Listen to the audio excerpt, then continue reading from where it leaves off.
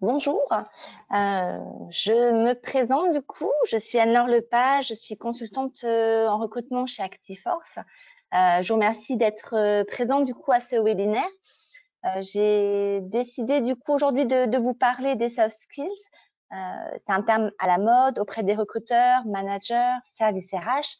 Au-delà de la signification, il n'est pas toujours évident en fait de savoir comment l'inclure au processus de recrutement. Donc l'objectif du webinaire d'aujourd'hui, c'est de vous aider à comprendre pourquoi il est important d'être attentif aux soft skills, comment ou évaluer les soft skills pendant le processus de recrutement. Donc je vais commencer du coup le webinaire. J'espère que tout le monde m'entend bien. N'hésitez pas à nous indiquer des messages si vous avez des problèmes de connexion. Voilà. Donc je vais vous présenter du coup le plan un petit peu du déroulé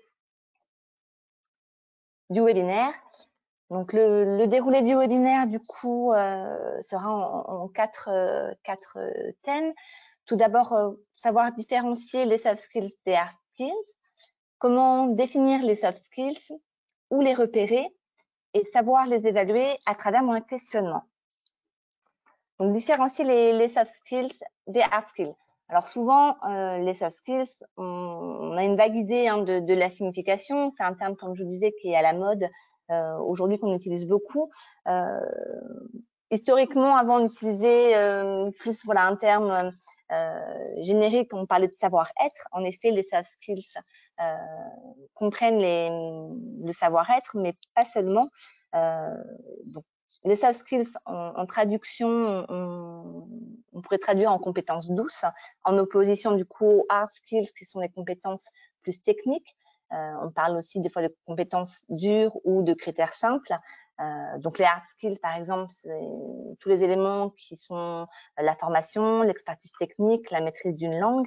En opposition, du coup, on a les soft skills, comme je vous disais, du coup, comprennent le savoir-être, mais pas que. C'est aussi en fait toutes les aptitudes comportementales et puis également la manière d'interagir avec les autres. Voilà ce qu'inclut en fait les soft skills.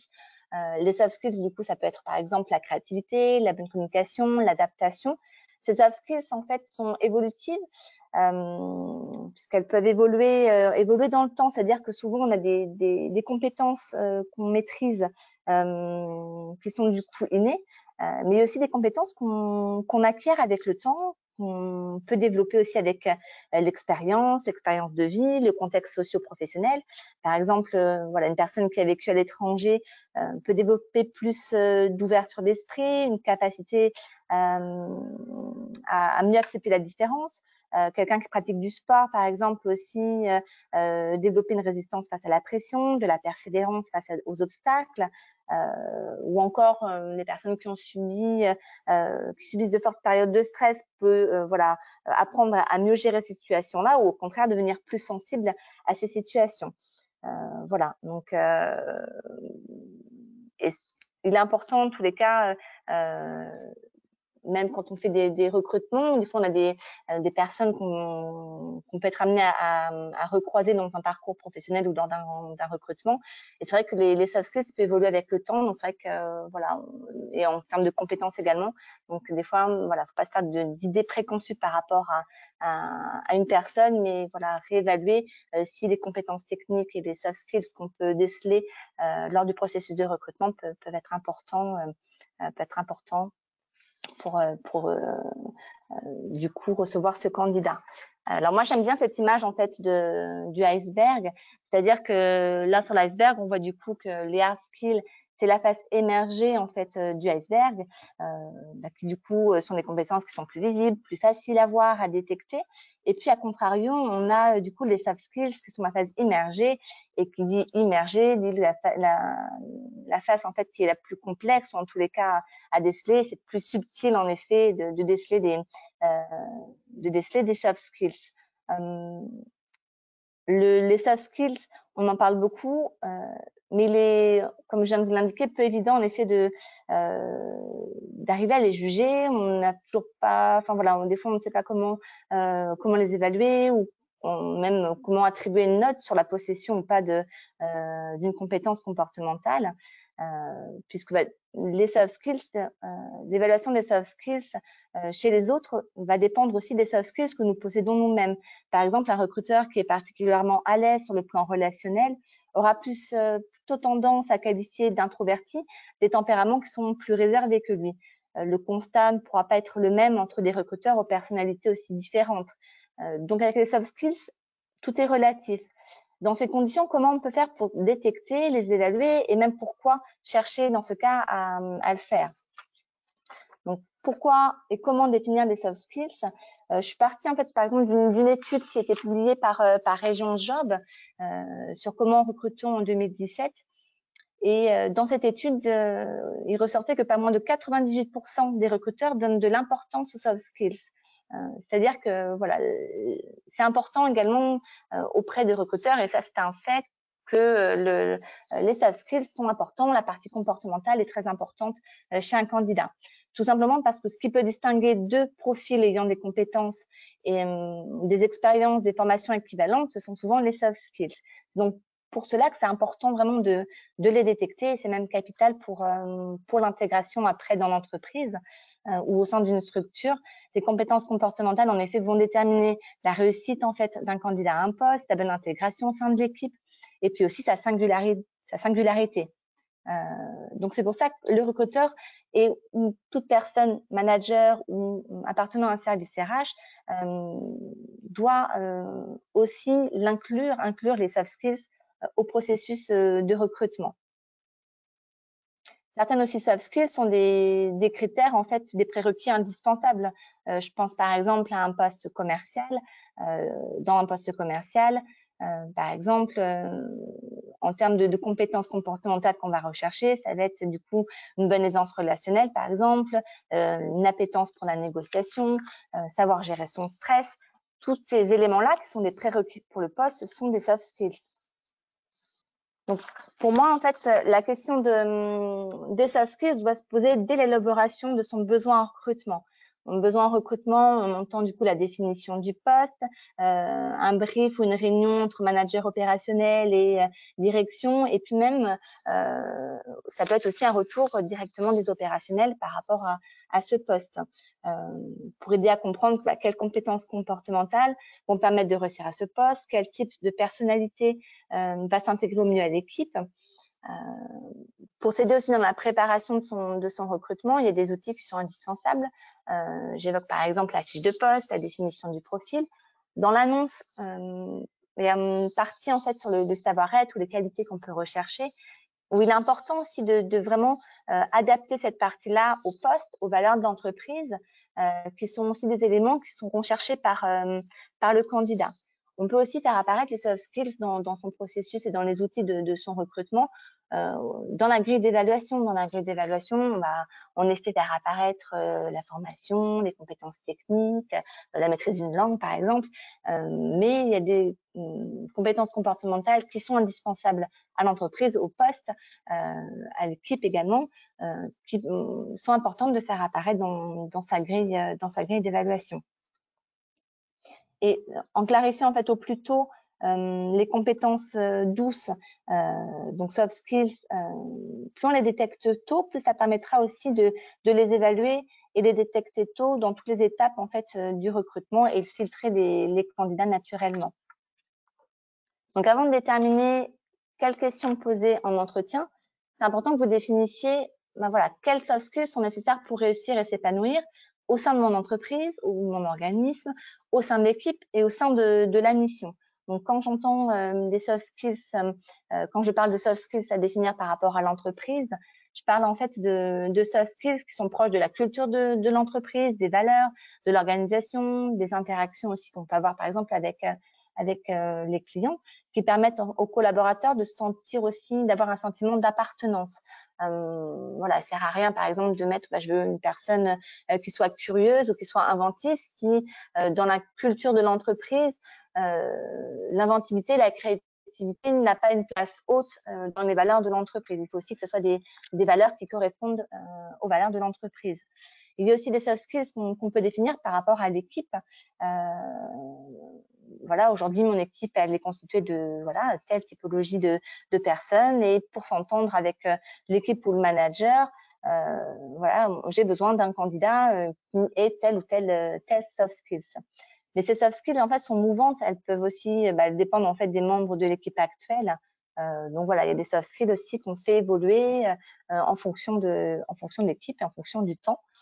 Et puis il y a des soft skills qui sont propres du coup à la mission, comme je viens d'évoquer précédemment, par rapport par exemple à un poste commercial. Souvent, on pourra dire, en fait, on entend souvent parler lorsqu'on peut échanger avec lors de réunions pour démarrer un poste ou sur un besoin qu'on peut avoir en recrutement, il n'est pas rare auprès de ses collègues, ou même on pense, voilà, pour ce poste, voilà, j'ai besoin de quelqu'un qui soit comme Bertrand. Puisqu'on a l'idée, c'était la personne qui s'intégrait bien, qui était bien dans le poste. Et la question qui doit se poser derrière, je veux quelqu'un comme Bertrand, c'est quels sont les traits de personnalité de Bertrand, quelle était son attitude, son relationnel, qui permettrait à un candidat, voilà, de s'intégrer à l'équipe, parce que le but n'est pas de recruter des clones, mais d'évaluer en fait des compétences comportementales qui peuvent s'adapter, voilà, à l'équipe, à l'entreprise, et puis également bien sûr à la mission du poste. Je vous invite du coup à faire ce petit exercice en fait avant de démarrer vraiment dans le processus de recrutement. C'est dans la préparation, dans la phase de préparation, c'est de vous poser des questions. Voilà, pour m'intégrer, pour que un candidat s'intègre bien à un poste ou puisse remplir les conditions du poste, j'ai besoin que la personne ait une aptitude au changement, par exemple. Mais qu'est-ce qu'on entend par aptitude au changement? Aptitude au changement, ça peut être aussi relatif ou propre à une organisation ou un organisme. Donc, c'est bien aussi de définir, voilà, aptitude au changement par rapport à mon contexte d'entreprise. C'est quelqu'un qui n'est pas réticent au changement. On est dans un contexte, par exemple, de mutualisation. C'est quelqu'un qui est capable de s'adapter à la nouveauté, aux outils digitaux, si voilà, il y a besoin d'adaptation par rapport aux outils digitaux. Donc, on voit qu'aussi dans les termes, il est important de les définir pour savoir aussi ce qu'on attend et ce qu'on entend par aptitude au changement. Par exemple, voilà, il y a d'autres exemples. Je cherche quelqu'un qui a un esprit de compétition. Qu'est-ce que ça veut dire dans mon entreprise, dans le contexte de l'équipe? Donc voilà, ça c'est un exercice en termes de préparation de son recrutement qui est intéressant de faire pour vraiment être clair sur les attentes et attendus des compétences comportementales. Du coup, après, où les repérer, ces soft skills, chez un candidat? Les soft skills sont souvent peut-être décelés trop tard lors de l'entretien classique en face à face, ou ça peut être aussi lors d'une session collective, puisque les rencontres se font soit par entretien classique ou en face à face, ou ça peut être aussi des sessions collectives par exemple. Donc oui, en effet, les entretiens permettent de faire ressortir des éléments sur le savoir-être, sur la manière d'interagir d'un candidat.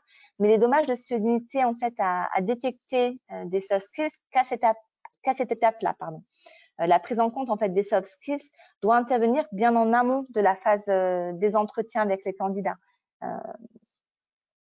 C'est pourquoi, par exemple, détecter des soft skills au moment de la réception du CV, de la lettre de motivation, ou si on a vu des candidats sur les réseaux sociaux tels que LinkedIn, Yadeo, voilà, il est important d'être attentif en fait à la forme, au fond du CV, d'une lettre de motivation ou de la présentation sur un réseau social. Et il y a certains éléments qu'on peut faire apparaître, qu'on voit apparaître sur un CV ou une lettre de motivation. Sur un CV, on peut voir voilà, si la personne structure ses idées, si il y a une bonne articulation entre les éléments, de même sur la lettre de motivation, voir s'il y a une originalité ou pas, la motivation, la capacité aussi de synthèse, la fluidité que la personne peut avoir dans son discours. Il y a certains soft skills qui sont aussi cités, que ce soit sur un réseau social, sur une lettre de motivation ou sur un CV, et qui devront être creusés lors de l'entretien. On parle, voilà, il y en a certains qui disent, je suis organisée, j'ai un bon relationnel. Très bien. Qu'est-ce que ça veut dire? C'est des éléments qu'il faudra creuser si c'est important pour votre poste, hein, puisqu'il faut toujours bien sûr creuser les éléments de personnalité qui sont en rapport avec le poste, avec l'intégration à votre entreprise. On ne va pas creuser sur des éléments qui n'ont pas d'intérêt. Ça fait du coup perdre du temps aussi lors de l'entretien. Ou les repérer également, on peut repérer des compétences comportementales au moment de l'entretien téléphonique. Alors, c'est une phase qui n'est pas toujours effectuée au sein d'organismes ou d'entreprises, mais moi, je vous invite vivement à l'effectuer. Un entretien téléphonique de préqualification téléphonique dure entre 15, 20 minutes, 30 minutes sur vraiment des postes qui sont experts. Et ça permet un second niveau de tri et de sélection pour avoir une shortlist après de candidats à rencontrer. Et lors de cet entretien téléphonique, le fait d'avoir la personne au téléphone permet du coup d'identifier aussi d'autres soft skills, sa capacité à s'exprimer, son écoute, voir si la personne fait preuve de réelle écoute ou d'une écoute qui est plus de surface, l'assertivité, la qualité d'argumentation, la richesse du vocabulaire. Voilà, il y a des éléments qui apparaissent lors de cet entretien téléphonique qui sont en lien avec, qui peuvent être en lien avec votre poste et qui sont intéressants, qui est donc intéressant de détecter à cette étape-là. Il y a une autre phase en fait aussi où on peut détecter des compétences comportementales, c'est lors de passation de tests, de mise en situation. Alors les tests ou mise en situation,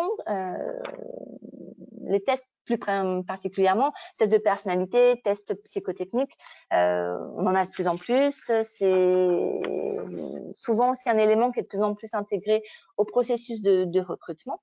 Il en existe aujourd'hui une multitude. Ces tests, pour moi, servent en fait de base à la discussion. Il reste une interprétation que le candidat a eue à des questions.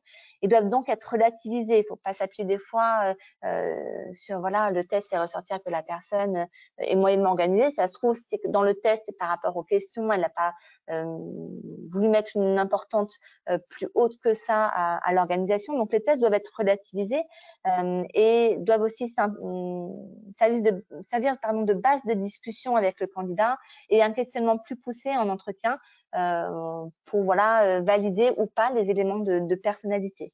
Il y a d'autres tests qui peuvent servir aussi pour déceler des qualités en fait comportementales. Ce sont les tests métiers, tests d'orthographe, d'agilité numérique. Voilà, ces éléments-là peuvent aussi aider. Et puis aussi les mises en situation, ce qu'on appelle assessment center. C'est souvent réalisé au sein de cabinets de recrutement. Certaines grosses structures aussi l'incluent dans leur processus. Et c'est vrai que les mises en situation permettent réellement de mettre un candidat en situation, hein, comme l'indique mise en situation. Ça peut être des mises en situation techniques ou des mises en situation par rapport à des situations managériales. Et ça permet en fait du coup de faire face à l'imprévisibilité d'une situation pour un candidat, et face à cette imprévisibilité, le candidat du coup fait ressortir réellement qui il est. Il peut pas simuler ni prétendre. Lorsqu'il fait la situation, il est tel qu'il est. Donc c'est vraiment un outil en fait de recrutement qui est très qui est très important, surtout sur des postes en fait, voilà, sur des postes de manager, mais même sur des tests qui peuvent être sur des mises en situation techniques. Lorsqu'on a des postes qui demandent beaucoup de minutie, le fait de faire une mise en situation, on met en situation un candidat sur voilà, la reproduction de tâches minutieuses, permettent du coup de l'évaluer. On peut donc faire ressortir au niveau de ces différents tests des soft skills, hein, comme la gestion du stress, la gestion des priorités, du temps, la persévérance, le soin, la capacité aussi de remise en cause que le candidat peut avoir, le goût du challenge. Ce qui fait que du coup, on arrive, plus l'entretien en face à face approche, et plus on a déjà des éléments sur la personnalité d'un candidat. Il y a d'autres éléments qui s'observent, c'est l'attitude tout simplement du candidat. L'attitude peut s'observer si vous avez eu des échanges par mail, par téléphone, et puis après, bien sûr, lors de l'entretien. On parle en fait souvent de PNL. Donc la PNL, c'est tous ces éléments verbaux, paraverbaux et non-verbaux également, qu'il est important de porter un intérêt.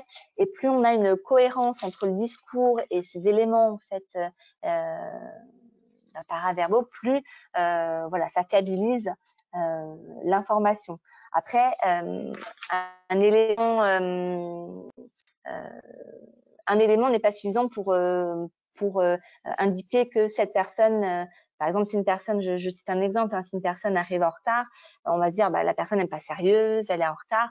Un seul élément n'est pas suffisant pour dire que cette personne n'est pas sérieuse. C'est la corrélation et la convergence de plusieurs éléments qui vous fera dire oui, là ça fait 3 fois qu'il y a 3 éléments qui nous disent ça. Oui, là je peux dire que cette personne manque de sérieux. Par exemple, si la personne est en retard, a oublié tous ses documents, n'a pas préparé l'entretien.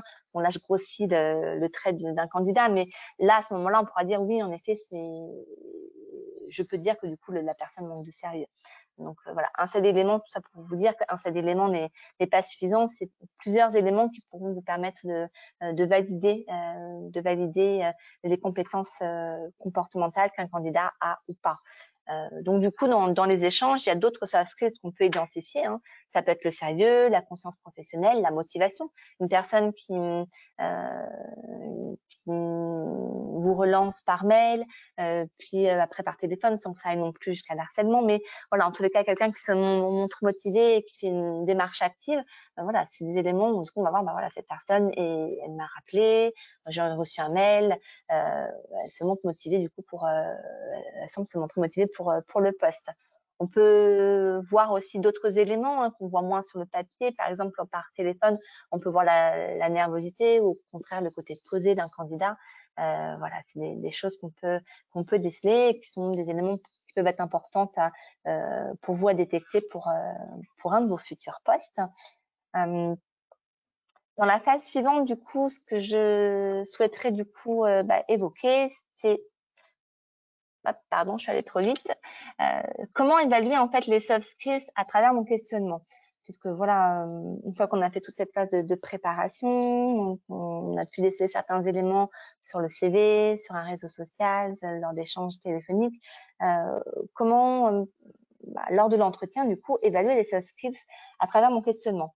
Je vous invite en fait, dans un premier temps, déjà à préparer vos questions par rapport aux soft skills que vous attendez sur un poste. Évaluer ces soft skills, évaluer les soft skills, ça demande aussi de la préparation et préparer ces questionnements qui peuvent permettre de déceler si la personne vraiment aura une bonne communication, une capacité à négocier. Donc voilà, préparer un minimum ces questions, hein, surtout sur les attendus du poste. Je ne présenterai pas ici toute la méthodologie pour effectuer un questionnement pertinent, puisqu'on n'a pas le temps.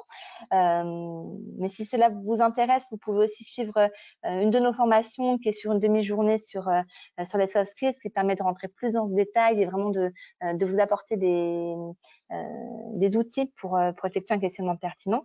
Je vais présenter ici en fait une technique. Donc la technique que je vais vous présenter, c'est la méthode STAR. Cette méthode est utilisée, on peut l'utiliser à la fois pour détecter des compétences techniques, hein, donc ce qu'on appelle les hard skills, mais également pour les soft skills. Dans ce cas, en fait, ce qu'il faut faire, c'est partir en fait d'un fait, d'un événement ou d'un élément de personnalité que vous voulez du coup évaluer. Par exemple, vous voulez évaluer la capacité à persévérer. Dans ce cas-là, d'un candidat, vous pouvez du coup poser la question, savoir, parlez-moi d'un projet qui était particulièrement complexe ou qui vous a demandé de faire preuve de persévérance. Et puis, approfondissez votre questionnement à travers cette méthode STAR, c'est-à-dire quelle était la situation. Quelle était la situation, le contexte du fait que vous me décrivez, quelles étaient du coup les tâches à effectuer ou la problématique de la mission ou la mission elle-même, quelles ont été vos actions, donc le A correspond à action, quelles ont été les actions du candidat, donc quand on pose la question à un candidat, quelles ont été vos actions propres, qu'est-ce que vous avez mis en œuvre, comment vous l'avez fait, et puis après, demander du coup, voilà, quels ont été les résultats que vous avez obtenus, est-ce que vous feriez différemment aujourd'hui, est-ce que vous avez évolué sur votre méthode. Donc voilà, à partir d'un élément ou d'une compétence comportementale que vous voulez évaluer en ayant préparé une question générique, et puis après creuser avec la méthode STAR en creusant sur la situation, les tâches, les actions et les résultats. Cette méthode-là est très perspicace et permet vraiment de creuser sur sur l'ensemble d'un événement, d'une compétence, et du coup d'obtenir un élément de réponse, des éléments de réponse pour pouvoir déceler si votre candidat a une capacité du leadership ou des preuves de persévérance. Voilà la méthode que je souhaitais vous partager aujourd'hui. En termes, je vous ai mis du coup quelques exemples de questions sur le savoir-être. Par exemple, en termes de curiosité, on peut poser une question de base en savant comment tenez-vous à jour vos compétences, dans quelle situation vous l'avez fait, et puis reprendre la méthode STAR. De la même manière, au niveau du leadership, vous pouvez du coup poser la question de comment faites-vous pour monter en compétence vos collaborateurs, ou quelles sont les personnes avec lesquelles vous avez le plus de plaisir à travailler. La question se pose également, alors on peut, par exemple, sur un autre exemple, poser la question sur la négociation. Vous devez, par exemple, convaincre votre manager qu'il est impossible d'atteindre vos objectifs. Donc, comment le prouvez-vous? Comment faites-vous? Et puis, creuser pareil, toujours autour après de la méthode STAR. Voilà, j'ai mis un autre exemple sur la coordination. Que pensez-vous des réunions d'équipe? Quels sont selon vous les meilleurs moyens de communiquer intra et inter-équipe? Et puis après, c'est moi une situation. Enfin voilà, c'est des exemples de questions, mais ça vous montre du coup, voilà, par rapport aux critères comportementaux que vous attendez pour un poste, préparer de la même manière que vous pouvez des fois préparer vos questions, ou vous avez vu le CV, du coup, préparer votre questionnement. Les soft skills aussi, vous pouvez aussi préparer vos questions, et ça permet aussi d'évaluer tous les candidats de la même manière, et puis du coup de pouvoir évaluer tous les candidats aussi de la même manière, et vous faire du coup une idée sur le candidat qui vous semble le plus pertinent au vu du processus de recrutement et des entretiens que vous avez effectués. Voilà, donc en conclusion, quelques règles d'or que je vous transmets du coup pour vos recrutements. C'est apprécier les candidats par rapport aux compétences techniques, mais également comportementales. Se baser uniquement sur les compétences techniques n'est pas suffisant. Aujourd'hui, en plus, en sachant qu'une compétence technique, c'est des compétences qu'on peut acquérir par des formations, avec un peu aussi d'expérience, alors qu'une compétence comportementale, comme quelqu'un qui, par exemple, a un bon relationnel ou une capacité à aller vers les autres, c'est pas quelque chose qui pourra obligatoirement se changer chez un candidat. Donc des fois, voilà, les compétences même comportementales peuvent avoir même plus d'importance que les compétences techniques. Évaluer aussi par analyse de faisceaux d'indices convergents, c'est ce que j'indiquais tout à l'heure. Un seul élément n'est pas suffisant pour évaluer, voilà, la personne elle est en retard, tout de suite elle n'est pas sérieuse. Non, il faut que vous validiez aussi avec d'autres questions ou d'autres éléments lors du processus de recrutement pour fiabiliser votre analyse. Évaluer aussi les candidats par rapport au poste avant de les comparer entre eux. Voilà. Et puis les critères en fait comportementaux, donc ce qu'on appelle les soft skills, doivent être re-questionnés, améliorés régulièrement. Ils sont liés à l'entreprise, ils sont liés à l'équipe, ils sont liés au poste, et l'entreprise aussi bien que l'équipe, le poste évolue dans le temps, donc c'est bien de faire évoluer aussi ces idées, ces critères qu'on peut avoir sur un poste. Voilà. Écoutez, je vois qu'il est déjà presque l'heure. Je vous remercie en tous les cas d'avoir participé avec moi à ce webinaire. J'espère que je n'ai pas parlé trop vite, c'est un petit peu mon défaut. Donc, j'espère que voilà, mes propos ont été assez éloquents pour vous et clairs. En tous les cas, je vous remercie beaucoup de cette participation. Si vous avez des questions, n'hésitez pas à me les faire parvenir par mail. Il nous reste tous 2 minutes. Je peux voir si certains ont des questions, n'hésitez pas à les poser sur la plateforme. Voilà, j'ai 1 ou 2 minutes. Si des questions, du coup, vous venez. Je vais regarder si certaines personnes, du coup, ont posé des questions.